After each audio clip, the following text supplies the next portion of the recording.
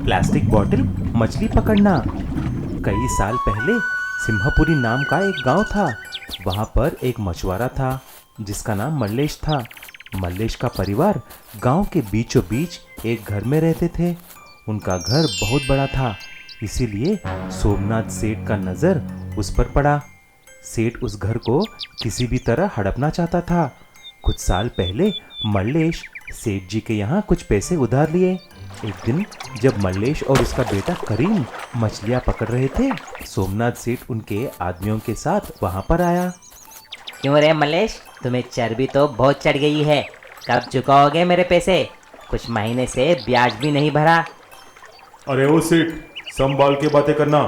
हर वक्त तुम्हारा नज़र मेरे घर और मेरे ज़मीन पर ही है। मेरे जीते जी तुम उस पे हाथ नहीं लगा सकते। रुक, अभी तुम्हारा मजा चखाता हूँ। मल्लेश सेठ जी को मारने के लिए निकला, लेकिन उससे पहले ही सेठ जी के आदमी मल्लेश को पकड़कर बहुत बुरी तरह से पीटे। उस दंगल में मल्लेश का हाथ टूट गया। मल्लेश और उसका बेटा करीम घर जाकर जो कुछ भी हुआ उसके पत्नी से बोले। अरे अरे, ये क्या हुआ जी? उस सेठ का सत्यानाश हो। ऐसा आप गुस्से में काम किया तो अपना घर को क्या होगा? तुम घबराओ मत माँ, मैं हूं ना। मैं जाकर नदी से मछलियाँ पकड़ूंगा। अरे तुम क्या मछलियाँ पकड़ोगी? वहाँ पर बड़े बड़े मछुआरे मछलियाँ नहीं पकड़ सकते हैं।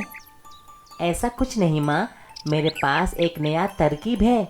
मैं वहाँ पर प्लास्टिक बोतल का जाल बिछाऊंगा ताकि सारे मछलियाँ एक बार फंस गए तो अपने आप उस प्लास्टिक बोतल की जाल में आकर फंसेंगे। तो ही देखना। हाँ, जैसा करीम ने बोला, नदी में प्लास्टिक बोतल को एक बम्बू के साथ जोड़कर जाल बिछाता है। कुछ ही देर में बहुत सारी मछलियाँ जाल में फंसकर प्लास्टिक बोतल में जाकर फंस जाते हैं। करीम सब मछलियों को निकालकर बाजार में बेचकर बहुत सारा पैसा कमाकर घर जाकर पैसे अपने माँ को दिया। तू तो कमाल कर दिया बेटा। ये अजीब तरह का मछलियाँ पकड़ना तो कमाल का निकला। आप देखते जाओ माँ, मैं अपने इस अनोखी जाल को पेटेंट करके गांव में, शहरों में बेचूंगा। उस तरह हम और भी ज़्यादा पैसे कमा सकते हैं। जैसे ही करीम ने बोला वैसा ही किया। उस गांव में और शहर में प्लास्टिक बोतल मछली जाल का बहुत डिमांड निकल पड़ता है। सभी मछुआरे उसे खरीदने लगते हैं और आसानी से मछलियां पकड़ रहे थे। उस तरह करीम बहुत सारे पैसे कमाता है और जल्द ही सेठ सोमनाथ का कर्जा भी चुका देता है। तभी मल्लेश ने बोला, बेटा, तूने हमारा घर और इज्जत को बचा लिया है। तूने अपनी चतुरता से असंभव को संभव करके दिखाया है। उस दिन से सारा परिवार हंसी खुशी जीने लगे। काला पिज्जा। कुछ साल पहले की बात थी। धर्मा करके एक आदमी था। उसका एक कैफे था, धर्मा कैफे। उसमें वह तरह तरह के पफ, समोसे, केक्स, ड्रिंक्स और कॉफ़ी भी बेचता था। उसका कैफे बहुत मशहूर था। सभी लोग वहाँ के स्वाद पसंद करते थे। कुछ साल तक उसका व्यापार बहुत अच्छा चल रहा था, लेकिन हाल ही में उसके यहाँ ग्राहक आना कम हो गए थे। तभी धर्मा ने उसके बेटा दीपक को बुलाया और ऐसा बोला, बेटा दीपक, तुम देख ही रहे हो कि इस गांव में और हमारे गली में भी 2-3 नए कैफ़े खुल चुके हैं। इसी कारण हमारे कैफ़े का आमदनी कम हो चुका है। अभी हम लॉस में चल रहे हैं। मुझे कुछ सूझ नहीं रहा है कि क्या करूं। पिताजी, अभी आप इस कैफे को नहीं संभाल सकते। मैं इसके बारे में कुछ सोचता हूँ। दीपक अपने पिताजी को ऐसा बोलकर एक बहुत बड़ा काम अपने सर पे ले लिया।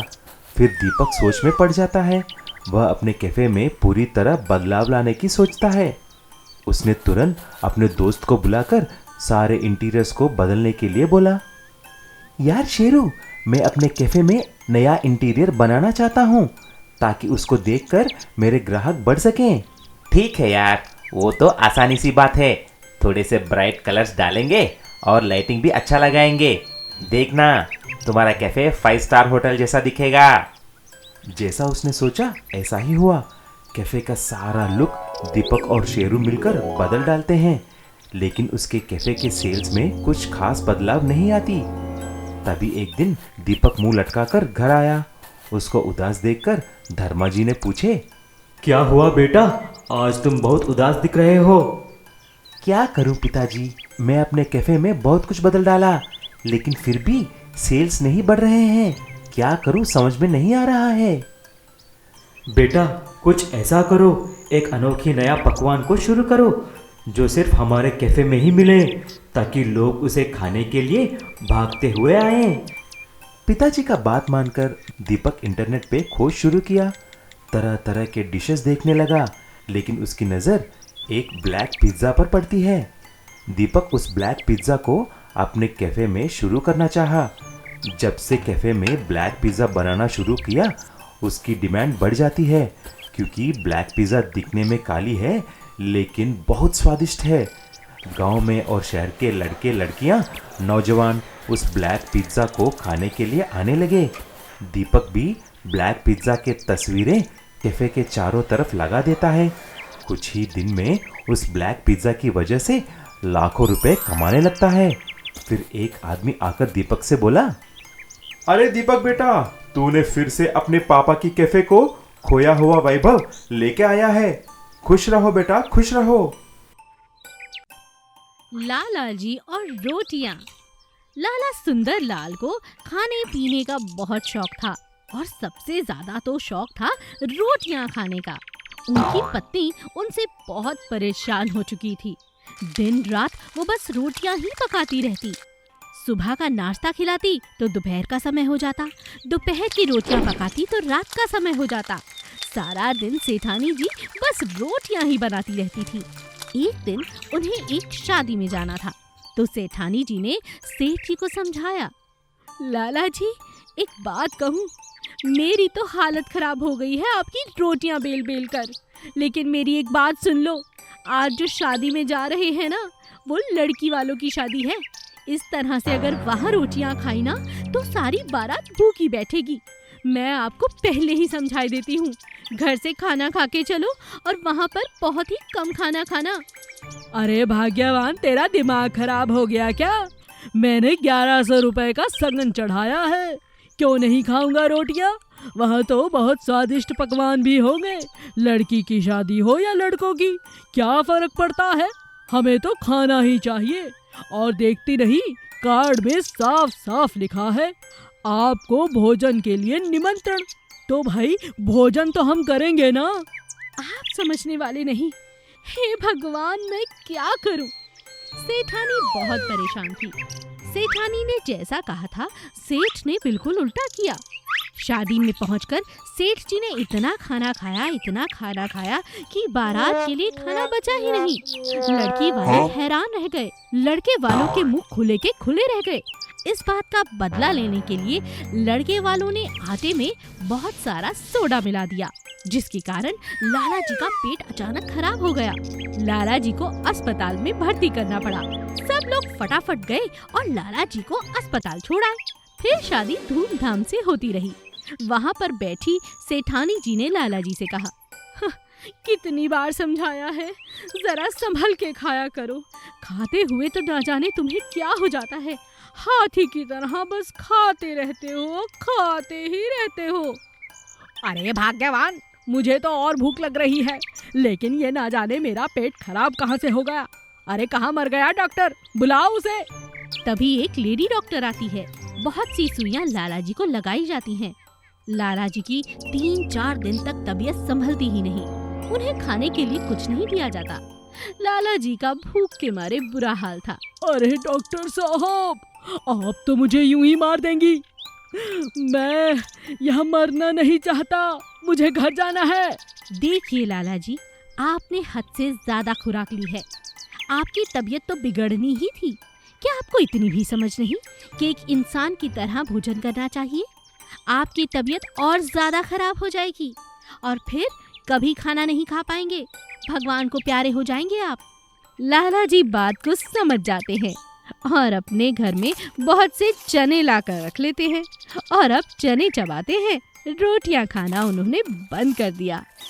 लंबे पैरों वाली मुर्गी। एक गांव में श्याम नाम के आदमी ने एक पोल्ट्री फार्म खोल रखा था। उसके पास कई तरह की मुर्गियां थी। सफ़ेद मुर्गी, सुनहरी मुर्गी, काली मुर्गी और भूरी मुर्गी। वो सभी मुर्गियों का बड़ा ध्यान रखता था और उनके अंडे बेचकर अपना काम चलाता था। सभी मुर्गियां भी उस पोल्ट्री फार्म में बड़े आराम से रहती थी। लेकिन उनमें से छबीली नाम की एक मुर्गी बहुत ही शरारती थी और वो अपने आप को सभी मुर्गियों से सुंदर समझती थी। अरे अरे काली मुर्गी, हटो यहाँ से। तुम यहाँ पता नहीं कहाँ से आ गई। अब सारे दाने तुम खा जाओगी। मुझे पता नहीं कुछ मिलेगा भी कि नहीं। छबीली की ये बात सुनकर सुनहरी मुर्गी ने कहा, अरे तुम कैसे बात कर रही हो? ऐसे बात नहीं करनी चाहिए। चलो माफी मांगो इससे।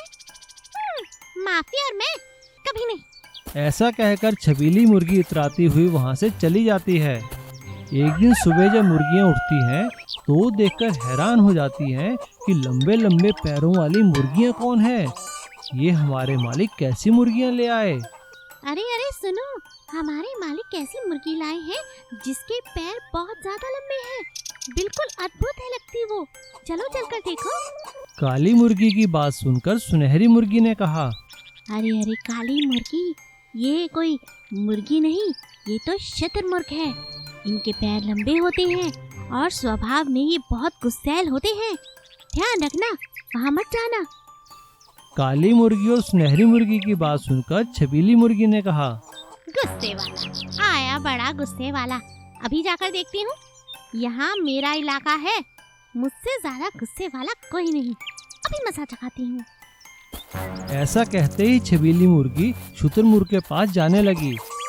सभी मुर्गियों ने छबीली मुर्गी को रोकने की बहुत कोशिश की, लेकिन छबीली मुर्गी नहीं मानी।